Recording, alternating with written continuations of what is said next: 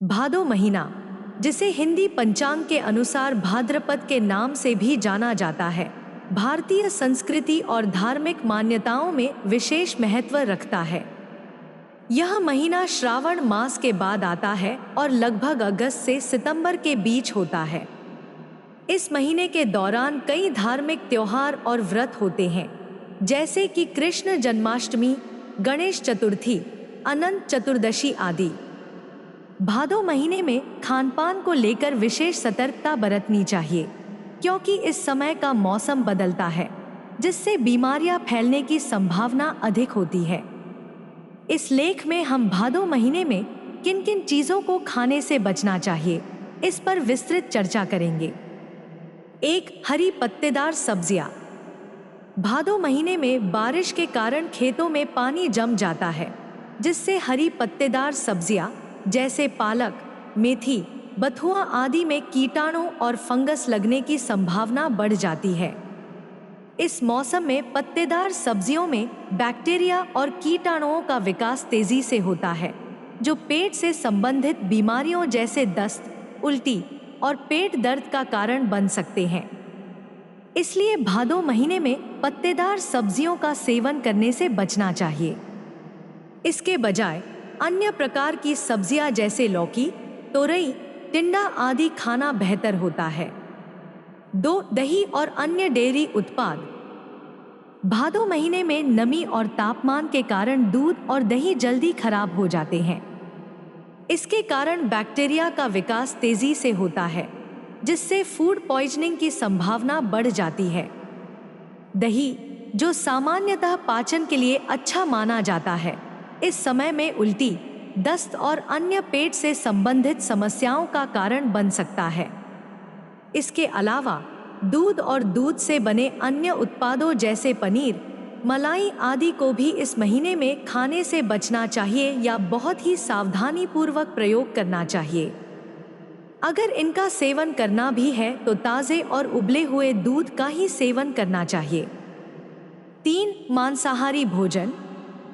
भादो महीने में मांस, मछली और अंडे जैसे मांसाहारी खाद्य पदार्थों का सेवन करना भी स्वास्थ्य के लिए हानिकारक हो सकता है। इस महीने में मांसाहारी पदार्थ जल्दी खराब हो जाते हैं और उनमें बैक्टीरिया और अन्य हानिकारक तत्वों का विकास होता है। इससे फूड पॉइजनिंग और अन्य बीमारियां हो सकती हैं। इसके अलावा धार्मिक दृष्टिकोण से भी कई लोग इस महीने में मांसाहारी भोजन से परहेज करते हैं, क्योंकि यह महीना व्रत और त्योहारों का समय होता है। इसलिए मांसाहारी भोजन की बजाय शाकाहारी विकल्पों का चुनाव करना बेहतर होता है। 4. तले भुने और जंक फूड। भादो महीने में तले भुने और जंक फूड से बचना चाहिए, क्योंकि इस समय पाचन तंत्र कमजोर होता है और तला भुना भोजन पचने में कठिनाई पैदा कर सकता है। तले हुए खाद्य पदार्थ जैसे समोसे, कचौड़ी, पकौड़े आदि में अधिक तेल होता है, जो पेट की समस्याओं जैसे एसिडिटी, गैस और कब्ज का कारण बन सकते हैं। इसके अलावा जंक फूड जैसे पिज्जा, बर्गर, फ्रेंच फ्राइज आदि में पोषक तत्वों की कमी होती है और वे स्वास्थ्य के लिए हानिकारक होते हैं। इस मौसम में हल्का और पौष्टिक भोजन करना चाहिए, जिससे शरीर को आवश्यक ऊर्जा और पोषण मिल सके। 5. फूल गोभी और अन्य क्रूसीफेरस सब्जियां। फूल गोभी, ब्रोकली, पत्ता गोभी आदि क्रूसीफेरस सब्जियां भी भादो महीने में खाने से बचना चाहिए। इन सब्जियों में कीटाणुओं का विकास तेजी से होता है, जो पाचन तंत्र के लिए हानिकारक हो सकते हैं। इसके अलावा ये सब्जियां गैस और ब्लोटिंग जैसी समस्याओं का कारण भी बन सकती हैं। इस महीने में इन सब्जियों को खाने से पेट में गैस, अपच और अन्य पेट संबंधी समस्याएं हो सकती हैं। इसलिए इनके स्थान पर अन्य मौसमी सब्जियां जैसे लौकी, तोरई, टिंडा आदि खाना बेहतर होता है। 6. खट्टे फल और फलों का रस। भादो महीने में खट्टे फल जैसे संतरा, नींबू और अंगूर का सेवन भी सीमित मात्रा में करना चाहिए। इन फलों में सिट्रिक एसिड होता है, जो इस मौसम में पाचन तंत्र के लिए नुकसानदायक हो सकता है। इसके अलावा बाजार में मिलने वाले फलों के रस में भी मिलावट और बैक्टीरिया होने की संभावना रहती है। ताजे फलों का रस पीना भी इस समय स्वास्थ्य के लिए हानिकारक हो सकता है, क्योंकि उनमें बैक्टीरिया का विकास तेजी से होता है। अगर फलों का सेवन करना है तो उन्हें अच्छी तरह धोकर और छीलकर ही खाना चाहिए। 7. चावल और चावल से बने उत्पाद। भादो महीने में चावल और चावल से बने उत्पाद जैसे इडली, डोसा, पकोड़े आदि का सेवन भी कम करना चाहिए। चावल में नमी की मात्रा अधिक होती है, जो इस मौसम में बैक्टीरिया और फंगस के विकास के लिए अनुकूल होता है। इससे फूड पॉइजनिंग और पेट संबंधी समस्याएं हो सकती हैं। इसके अलावा चावल से बने उत्पादों में कार्बोहाइड्रेट की मात्रा अधिक होती है, जो इस मौसम में पाचन के लिए कठिनाई पैदा कर सकती है। इसलिए चावल की बजाय अन्य अनाज जैसे गेहूं, बाजरा, ज्वार आदि का सेवन करना बेहतर होता है। भादो महीने में खानपान की अन्य सावधानियां।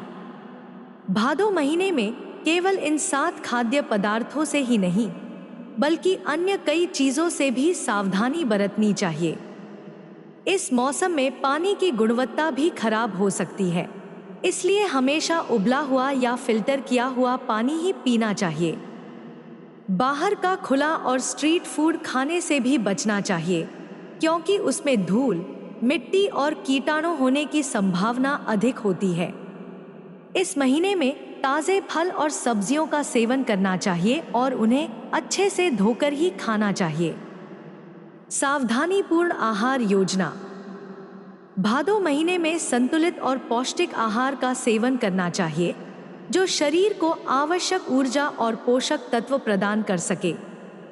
इस महीने में हल्का, कम तेल मसाले वाला भोजन करना चाहिए, जैसे कि खिचड़ी, दलिया, सब्जियों का सूप आदि। मौसमी फल और सब्जियां जैसे पपीता, सेब, खीरा आदि का सेवन करना चाहिए, जो विटामिन और मिनरल्स से भरपूर होते हैं। इसके अलावा इस मौसम में अदरक, हल्दी, लहसुन और काली मिर्च जैसे प्राकृतिक औषधियों का सेवन भी लाभदायक होता है, क्योंकि ये इम्यूनिटी को बढ़ाते हैं और संक्रमण से बचाते हैं। भादो महीने के धार्मिक और आध्यात्मिक महत्व। भादो महीने का धार्मिक और आध्यात्मिक महत्व भी बहुत अधिक है। इस महीने में कई महत्वपूर्ण त्योहार मनाए जाते हैं, जैसे कृष्ण जन्माष्टमी, गणेश चतुर्थी, अनंत चतुर्दशी आदि। इन त्योहारों के दौरान व्रत रखने और पूजा पाठ करने का विशेष महत्व है।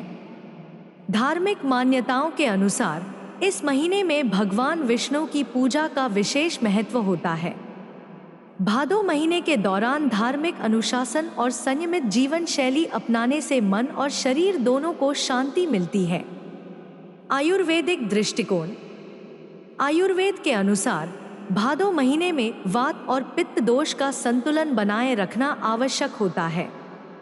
इस महीने में वात और पित्त दोष बढ़ सकते हैं, जिससे शरीर में असंतुलन पैदा हो सकता है। इसलिए आयुर्वेदिक दृष्टिकोण से इस महीने में ताजे, हल्के और आसानी से पचने वाले खाद्य पदार्थों का सेवन करना चाहिए। इस समय में तले हुए, मसालेदार और बहुत अधिक तैलीय भोजन से बचना चाहिए। इसके अलावा इस महीने में शरीर को हाइड्रेट रखना भी जरूरी है, इसलिए अधिक मात्रा में पानी पीना चाहिए। भादो महीने में योग और ध्यान। भादो महीने में योग और ध्यान का अभ्यास करना भी अत्यधिक लाभकारी होता है। इस समय में योग और ध्यान से मन और शरीर दोनों को संतुलन में रखने में मदद मिलती है। विशेष रूप से प्राणायाम का अभ्यास करना लाभकारी होता है, क्योंकि यह श्वसन तंत्र को मजबूत बनाता है और शरीर को ताजगी प्रदान करता है। ध्यान करने से मानसिक शांति मिलती है और तनाव कम होता है।